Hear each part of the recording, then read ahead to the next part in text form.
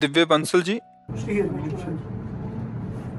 महाराज जी, job की वजह से पुणे जा रहा हूँ। महाराज जी, काम काम वासना बहुत ज्यादा परेशान कर रही है। महाराज जी, कुछ समझ नहीं आ रहा कि मैं क्या करूँ। महाराज जी, मुझ पर कृपा करो। हे गुरुदेव, पिछले कुछ महीनों से बहुत ज्यादा परेशान हो रहा हूँ महाराज जी। काम स्फुरणा तो होती है, लेकिन परेशान करती है जब उसके लिए राशन की व्यवस्था करते हैं।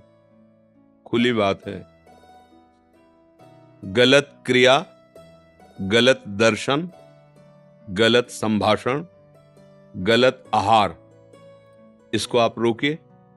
काम स्फुरणा होना अलग बात है, लेकिन परेशान करना, उसके लिए राशन की व्यवस्था है आपके पास, इसीलिए आप परेशान हो रहे हैं।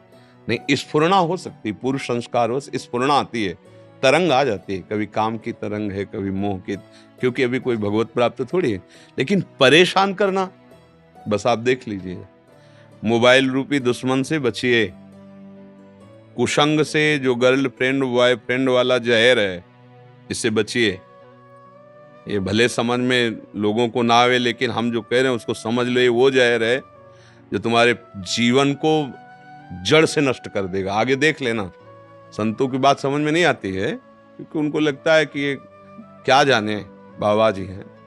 लेकिन जैसे आंख वाले को दूर का रास्ता दिखाई देता है, पता आगे कुआं या गिरेगा जाके।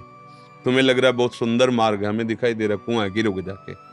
जो धर्म का नाश कर दे, जो हमारे अंदर वृत्तियों को भ्रष्ट कर दे, जो हमें विषयों का गुलाम बना दे, उसका जीवन मंगलमय हो सकता है? कैसे हो सकता है? मोबाइल में गंदे चित्र देखना, गंदे बच्चों का संग करना, गंदे व्यसन, आहार, गंदी बातें करना, अगर ये बंद कर दो तो हम ये जरूर मानते हैं कि काम की स्फुरणा होती है। स्फुरणा होती है, थोड़ी देर फिर शांत हो जाएगी। और उसके लिए, शांत करने के लिए नाम है। देखो, चतुरासी जी की फलस्तुति पढ़ा है, उसमें लिखा है, भव जल निधि को नाव, काम पावक को पानी।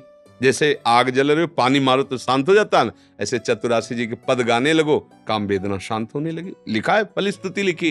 पर यदि आप गंदा दृश्य देखेंगे, बहुत घातक है, बहुत घातक। एक मछली की क्रीड़ा को देखकर शौभरी जैसे महात्मा के हृदय में विकार आ गया। तो आप लोग तुम देश विदेश की बातें देखोगे मोबाइल में, जैसे बच्चों से संपर्क की आपकी इतनी अवस्था है लघु, और तुम इतने गंदी स्थिति को कैसे प्राप्त हो गए? तो वो बताते हैं कि ऐसे ऐसे सर्च करो, तो मोबाइल में ऐसे ऐसे आ जाते हैं। वो हम सब देखा, इसलिए हम ऐसे गंदे हो गए, ऐसे भाव गंदे। तो इन बातों से यदि आप बचो और नाम जब करो तो स्फुरणा आती है। परेशान वाली बात नहीं शब्द आएगी। अब जैसे स्फुरणा आई, उससे उदासीन हो जाओ। अब उसको आहार दोगे, गलत चिंतन करोगे, गलत दृश्य करोगे, गलत क्रिया, फिर तो वो तो फिर आग ही है, कामाग्नि है, वो भस्म कर देगी, वो जलाएगी, आपको भ्रष्ट करेगी।